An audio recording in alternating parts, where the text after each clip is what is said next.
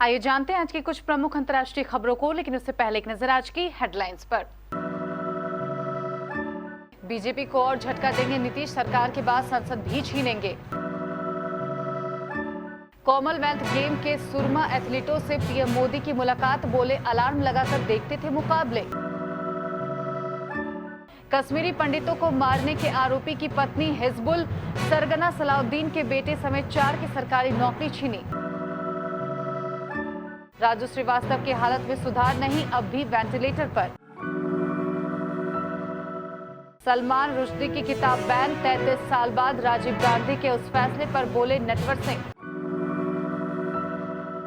पुरानी पेंशन बहाली, सरकार के साथ बेनतीजा रही वार्ता। सलमान रुश्दी के अलावा इन हस्तियों पर भी सरेआम हुआ जानलेवा हमला, एक की हत्या के पीछे आया था पुतिन का नाम। इसी महीने 2 साल पहले सोनी ने बनाया था रिकॉर्ड, अब फिर पकड़ी रफ्तार।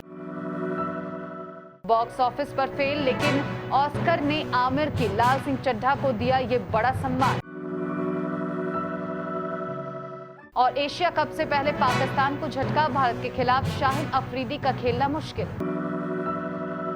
बिहार में नीतीश कुमार की अगुवाई में सरकार का गठबंधन बदलने के बाद भी राजनीतिक खेला खत्म नहीं हुआ है। अब जेडीयू का ऑपरेशन एनडीए शुरू हो गया है, जिसके तहत बीजेपी से सरकार छीनने के बाद एनडीए के सांसद छीनने की तैयारी है। राजनीतिक गलियारों में चर्चा तेज है कि एनडीए के 3 सांसद बीजेपी और राजग का साथ छोड़कर जेडीयू महागठबंधन का हाथ थाम सकते हैं। कहा जा रहा है कि 3 सांसदों में ज्यादातर की राय है कि यह काम तत्काल कर लेना चाहिए, लेकिन एक सांसद का कहना है कि भादो महीने के बाद ठीक रहेगा, जिस दौरान बहुत सारे लोग शुभ काम टाल देते हैं।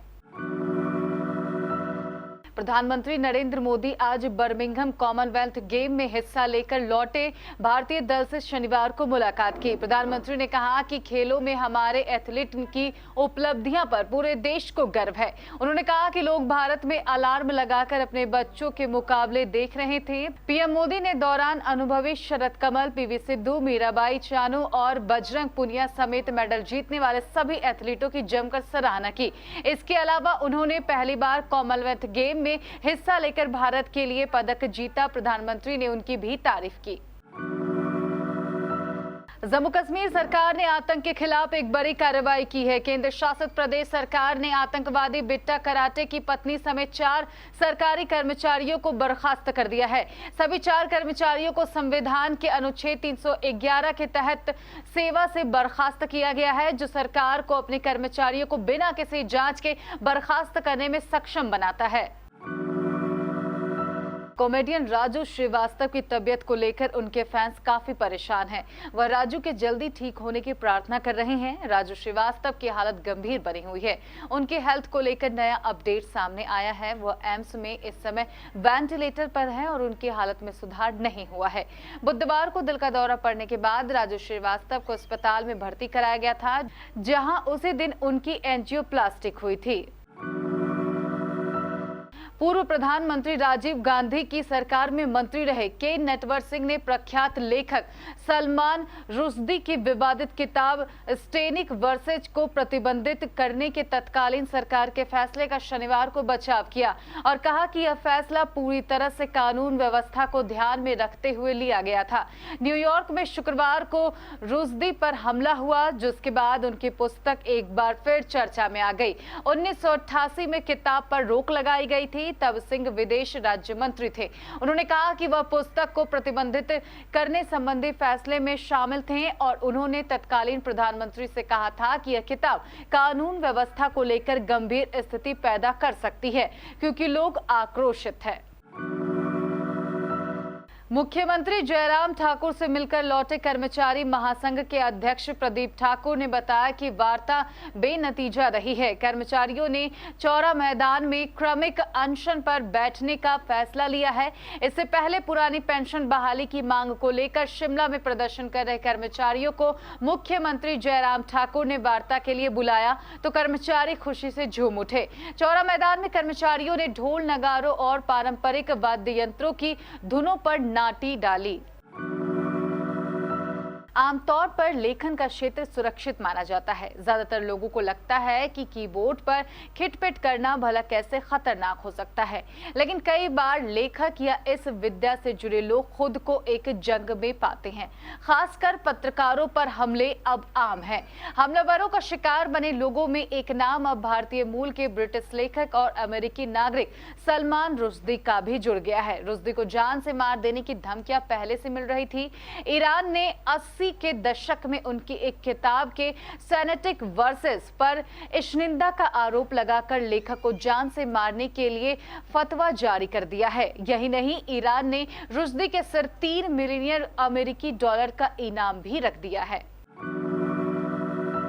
लगातार 4 हफ्तों से सोने के भाव में तेजी देखने को मिल रही है। इस सप्ताह एक बार फिर गोल्ड के रेट में उछाल दर्ज की गई है। पिछले सप्ताह के मुकाबले इस हफ्ते सोना थोड़ा महंगा हुआ है और ये 52,000 प्रति 10 ग्राम के आंकड़े के ऊपर बना हुआ है। भारतीय सराफा बाजार में इस हफ्ते गोल्ड के रेट में बड़ा बदलाव देखने को मिल रहा है। हालांकि सप्ताह के पहले दिन सोने का भाव 52,000 रुपए के आंकड़े से नीचे आ गया था। इस शुक्रवार को सोने का भाव 52,481 रुपए प्रति 10 ग्राम पर बंद हुआ। वहीं पिछले शुक्रवार को गोल्ड का रेट 52,140 रुपए प्रति 10 ग्राम पर क्लोज हुआ था। 2 साल पहले यानी अगस्त 2022 में भी गोल्ड का रेट 52,000 रुपए प्रति 10 ग्राम के आसपास रहा था। आमिर खान स्टारर लाल सिंह चड्ढा थिएटर्स में दस्तक दे चुकी है। फिल्म को ऑडियंस और क्रिटिक्स से मिक्स रिस्पांस मिल रहा है। पहले दिन केवल 12 करोड़ की कमाई करके यह दर्शकों के दिल में कुछ खास जगह नहीं बना पाई है। आमिर खान के लिए यह भी चौंकाने वाले नंबर्स हैं, क्योंकि इससे पहले रिलीज हुई एक्टर की फिल्मों ने बॉक्स ऑफिस पर ताबड़तोड़ कमाई करके दिखाई थी। वहीं अब पहले ही दिन फिल्म ने करीना कपूर खान, नागा चैतन्य और मोना सिंह भी लीड रोल में नजर आ रहे हैं। लाल सिंह चड्ढा टॉम हैंक्स की फिल्म फॉरेस्ट गंप की हिंदी रीमेक है, जो साल 1994 में रिलीज हुई थी। केएल राहुल की अगुवाई में टीम इंडिया इस वक्त जिम्बाब्वे के दौरे पर निकल चुकी है, लेकिन हर किसी की नजर एशिया कप पर टिकी हुई है।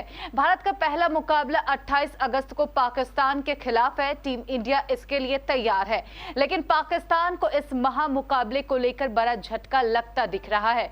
पाकिस्तानी तेज गेंदबाज शाहिन अफरीदी को भारत के खिलाफ खेलना मुश्किल लग रहा है। शाहिन अफरीदी को कुछ वक्त पहले ही चोट लगी थी, जिसकी वजह से उनके खेलने पर संशय बरकरार है। इसी वजह से वह श्रीलंका के खिलाफ हुए दूसरे टेस्ट मैच में नहीं खेल पाए थे। अब पाकिस्तान जब एशिया कप से पहले नीदरलैंड्स के खिलाफ खेल रही है, तब शाहिन को इस सीरीज में आराम मिल सकता है।